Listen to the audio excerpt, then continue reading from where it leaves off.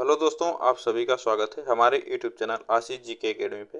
तो दोस्तों, आज का यह प्रैक्टिस सेट जो हम लोग कर रहे हैं, यह यूपी टेट का जो सेकंड पेपर है, पेपर 2, उसका यह हिंदी का प्रैक्टिस सेट है।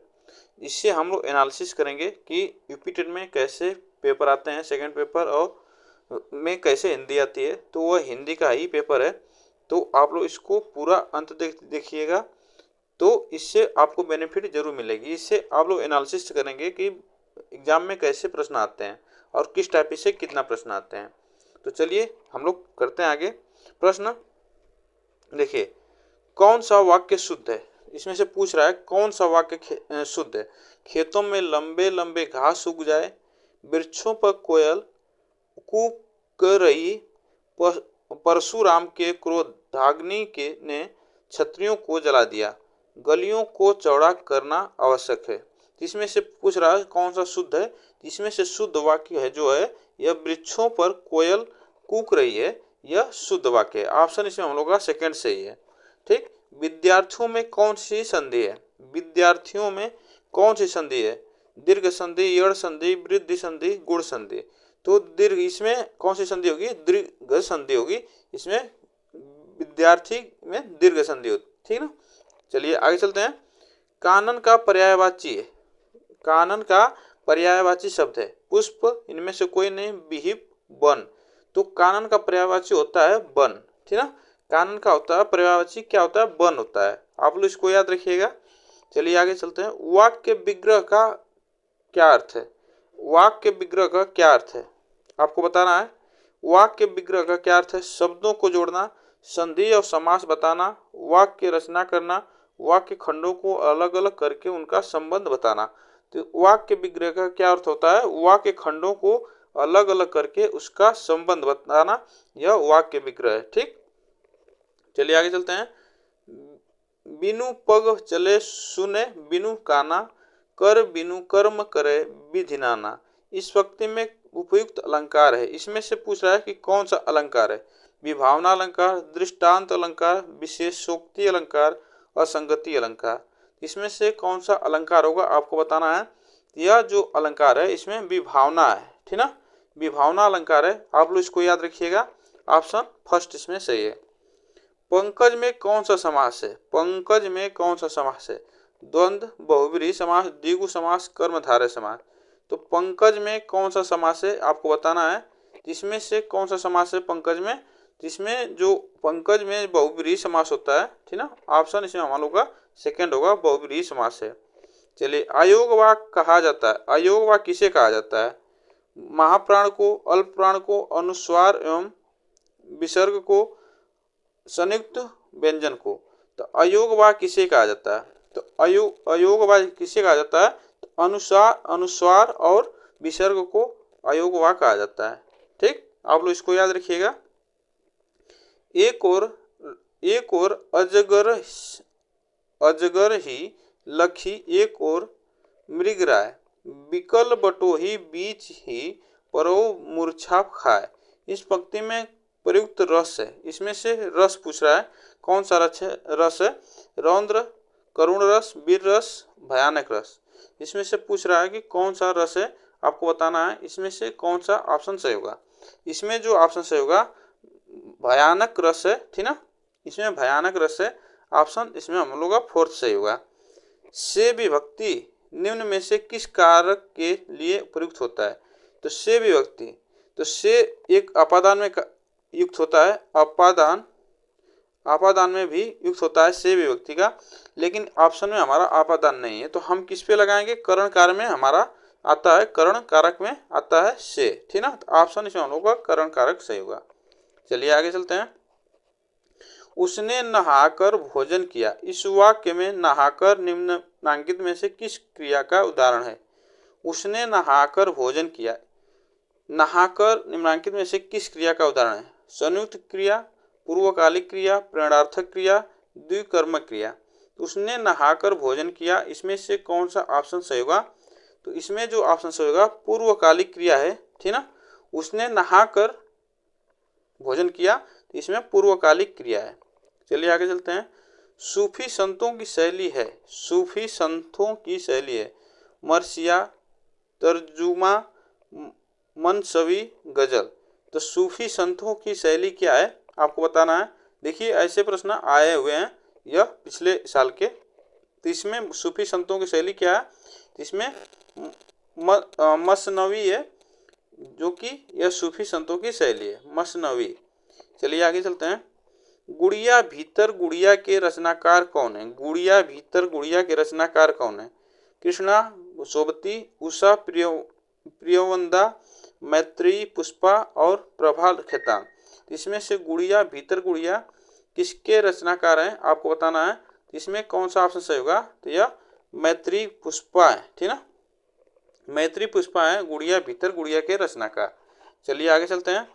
100 अनाज एक सुजान के रचनाकार का नाम है। 100 अनाज एक सुजान के रचनाकार का नाम है। बद्रीनाथ नारायण चौधरी, सरदार पूर्ण सिंह, बालकृष्ण भट्ट, बाल मुकुंद गुप्त। तो 100 अनाज एक सुजान के रचनाकार का नाम आपको बताना है। इसमें से कौन सा सही होगा? इसमें जो यह रचनाकार हैं बालकृष्ण भट्ट। 100 अनाज एक सुजान के रचनाकार हैं बालकृष्ण भट्ट हैं, ठीक। चलिए आगे चलते हैं। गोस्वामी तुलसीदास का निधन वाराणसी के किस घाट पर हुआ? गोस्वामी तुलसीदास का निधन वाराणसी के किस घाट पर हुआ? दशाश्वमेध घाट पे, मणिकर्णिका घाट पे, 80 घाट पे, राम घाट पे। तो यह गोस्वामी तुलसीदास का निधन जो हुआ था यह 80 घाट पर हुआ था, ठीक ना। इसको आप लोग याद रखिएगा। भक्तमाल के रचनाकार हैं, भक्तमाल के रचनाकार हैं, भक्तमाल के रचनाकार हैं नाभादास, सुंदरदास, केशवदास, विष्णुदास। तो भक्त माल के रचनाकार कौन है? तो यह रचनाकार है नाभादास हैं, ठीक ना। तो नाभादास हैं भक्त काल के रचनाकार। ऑप्शन इसमें हम लोग का फर्स्ट सही है। चलिए आगे चलते हैं। सुई का तत्सम रूप क्या है? सुई का तत्सम रूप क्या है? सुज्जा, सूची, सूची, सलाई। इसमें से आपको बताना, इसमें से कौन सा ऑप्शन सही होगा? सुई का तत्सम आपको बताना है, तो इसमें कौन सा ऑप्शन सही होगा? इसमें कौन सा ऑप्शन सही होगा? तो देखिए सुई का तत्सम, इसमें देखो सूची 2 बार लिखा है, एक पर बड़ी की मात्रा, एक पर छोटी की मात्रा। तो इसमें जो ऑप्शन सही होगा तो हम लोग का थर्ड वाला सही होगा, सूची, ठीक ना। सुई का तत्सम सूची होगा, जो कि छोटी मात्रा वाला है। चलिए आगे चलते हैं।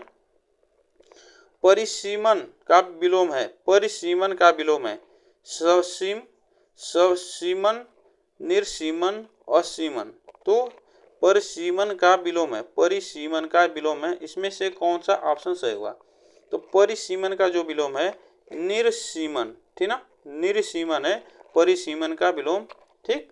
चलिए आगे चलते हैं। धूसर शब्द का पर्याय है, धूसर शब्द का पर्याय है अश्व का, अजा का, मेघ का, गर्दर्भ का। तो धूसर का पर्यायवाची है आपको बताना है। तो धूसर का पर्यायवाची क्या होता है? गर्दर्भ। गर्दर्भ में क्या होता है? गधा, ठीक ना, गधा। तो यह इसका पर्यायवाची है, ठीक। चलिए आगे चलते हैं। भूतों अर्थात जीवों द्वारा होने वाला दुख वाक्यों के लिए एक शब्द बताइए। भूतों द्वारा जीवों द्वारा होने वाला दुख वाक्य के लिए एक शब्द बताइए। अधिदैविक, आत्मघाती, अधिभौतिक, अधिदैहिक। इसमें आपको बताना, इसमें से कौन सा ऑप्शन सही होगा? इसमें से कौन सा ऑप्शन सही होगा? इसमें से कौन सा ऑप्शन सही होगा? यह जो इसमें ऑप्शन सही होगा, भूतों अर्थात जीवों द्वारा जो होने वाला दुख है उसे हम लोग अधिदैविक कहते हैं, ठीक ना। क्या कहते हैं? अधिदैविक कहते हैं। इसको आप लोग याद रखिएगा। चलिए आगे चलते हैं। ऊंट की चोरी निहुर, निहुर का अर्थ है निहुरे, निहुरे। ऊंट की चोरी निहुरे, निहुरे का अर्थ है जान जोखिम में डालना, किसी की वस्तु किसी दूसरे को देना, बड़े काम छिपकर नहीं किए जा सकते, उदंड व्यक्ति की दुष्टता। तो ऊंट की चोरी निहुरे, निहुरे का अर्थ है कि बड़े काम को हम छिपकर नहीं किए जा सकते, मतलब बड़े काम जो है छिपकर नहीं किए जा सकते, ठीक। चलिए आगे चलते हैं। निर्बलता शब्द में उपसर्ग और प्रत्यय का सही विकल्प है, आपको बताना है। निर्बलता शब्द में उपसर्ग और प्रत्यय का सही विकल्प है, इसमें से कौन सा ऑप्शन सही होगा? निर्बलता जो शब्द है आपको बताना है इसमें से कौन सा ऑप्शन सही होगा। इसमें से कौन सा ऑप्शन सही होगा आप लोग बताइए। इसमें जो ऑप्शन दिया है हम लोग का, इसमें जो ऑप्शन दिया है यह हम लोग का नी प्लस बल प्लस ता, इसमें ता प्रत्यय निर इसमें उपसर्ग है, ठीक ना। इसमें आप लोग इसको याद रखिएगा। चलिए आगे चलते हैं। कायर की भावना संज्ञा है, कायर की भावना संज्ञा है, कायर की भाववाचक संज्ञा है, कायर की भाववाचक संज्ञा है क्या? अकायरता, कायरता, कायर तत्व, कायरपन। इसमें से आपको बताना है तो कायर की भाववाचक संज्ञा क्या है, तो इसमें कायरता है, ठीक ना। इसमें कायरता है, कायर की भाववाचक संज्ञा। चलिए आगे चलते हैं। अपना मतलब निकालने वाला के लिए उचित शब्द क्या है? अपना मतलब निकालने वाला के लिए उचित शब्द क्या है? स्वार्थी, कुटिल, स्वार्थपरता, स्वार्थपरक। तो अपना मतलब निकालने वाले के लिए स्वार्थी है, ठीक ना। क्या है? स्वार्थी है। ऑप्शन इसमें हम लोग का फर्स्ट सही है। निम्नलिखित में वाचन शिक्षण की विधि नहीं है, वाचन शिक्षण की विधि नहीं है। कौन सी नहीं है? ध्वनि साम्य विधि, समवेत पाठ विधि, और अनुध्वनि विधि, व्याख्यान विधि। तो इसमें से वाचन, वाचन मतलब पढ़ना, यह कौन सी विधि नहीं है? तो यह व्याख्यान जो विधि है यह नहीं है वो, ठीक ना। वाचन शिक्षण की व्याख्यान विधि नहीं है। निम्नलिखित में से अभिवृत्त्यात्मक उद्देश्य है, अभिवृत्त्यात्मक उद्देश्य स्वानुभूत विचारों एवं भावों को अभिव्यक्त करना, भाषा और साहित्य में रुचि, साहित्य का आस्वादन करना, धैर्य पूर्वक सुनना। इसमें से कौन सा ऑप्शन सही होगा? निम्नलिखित में से अभिवृत्त्यात्मक उद्देश्य क्या है?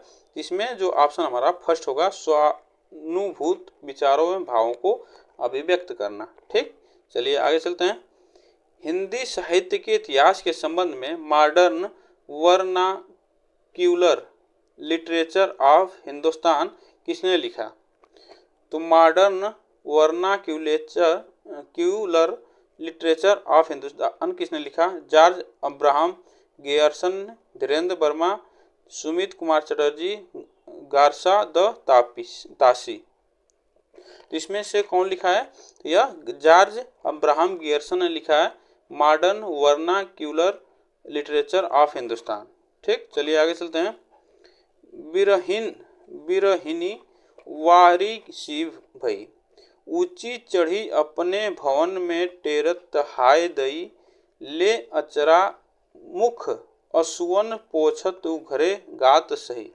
किसकी पंक्ति है? आपको बताना है यह किसकी पंक्ति है। सजोबाई की है, दयाबाई की है, मीराबाई की है, झीमा चारणी की है।